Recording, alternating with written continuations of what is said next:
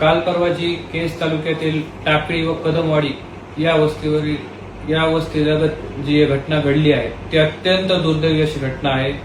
या घटनेचा आम्ही सर्वप्रथम निषेध करतो व स्वर्गीय विलास घुले यांना देखील भावपूर्ण श्रद्धांजली अर्पण करतो। ही त्यांची जी हत्या झाली आहे, ही हत्या कशा पद्धतीने झाली, याच्या पाठीमागे काय कारण आहे हे देखील पोलीस प्रशासनाने पाहिलं पाहिजे।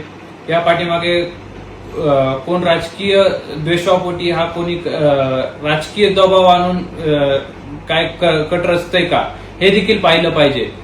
या ठिकाणी या गुन्ह्यामध्ये माझं नाव यामध्ये घेतलं जात आहे, हा खरोखरच यामध्ये माझं नाव येतंय का हे पोलीस प्रशासनाने पाहिलं आहे।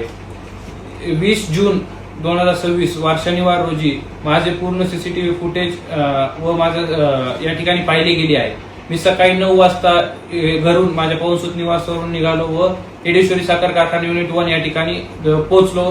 तिथून परत मी रिटर्न 2 वाजता माझ्या निवासस्थानी परत आलेलो आहे। 2 वाजल्यापासून मी पुढच्या दुसऱ्या दिवशीपर्यंत मी माझ्या घरी निवासस्थानीच आहे। याची देखील सीसीटीव्ही फुटेज SP साहेबांनी असेल, पोलीस प्रशासनाने असेल, यांनी सर्वांनी पाहिली आहे। याची देखील फुटेज आहे। दुसरा विषय म्हणजे त्या ठिकाणी ज्या ठिकाणी ही घटना घडली त्या ठिकाणी माझी थार गाडी गेली आहे असं देखील आरोप केले जातात। पण मी आपल्या सर्वांना सांगू इच्छितो की माझी थार गाडी देखील त्या तारखेला 20 तारखेला पूर्ण दिवसभर माझ्या पार्किंग मध्ये उभा होती, हे देखील सीसीटीव्ही फुटेज मध्ये क्लिअर दिसत आहे।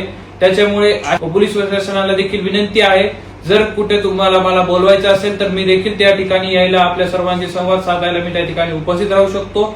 जर तो माझ्यावर कोण आरोप करत असतील तरी त्या आरोपाला मी सामोरे जाऊन आपल्या सर्वांचे पोलीस प्रशासन ज्या ठिकाणी मला बोलवेल त्या ठिकाणी येऊन मी आपल्या प्रश्नांना उत्तर द्यायला तिथे हाजीर असेल। कुठल्या तरी राजकीय द्वेषापोटी माझं नाव यामध्ये घेतलं जात आहे का हे देखील बघितलं पाहिजे। आपण सर्वांनी बघितलं गेलं की या ठिकाणी माझं नाव यामध्ये घेतलं जात आहे, परंतु यात काहीच तथ्य नाहीये। हे सगळे बिनबुडाचे आरोप आहेत।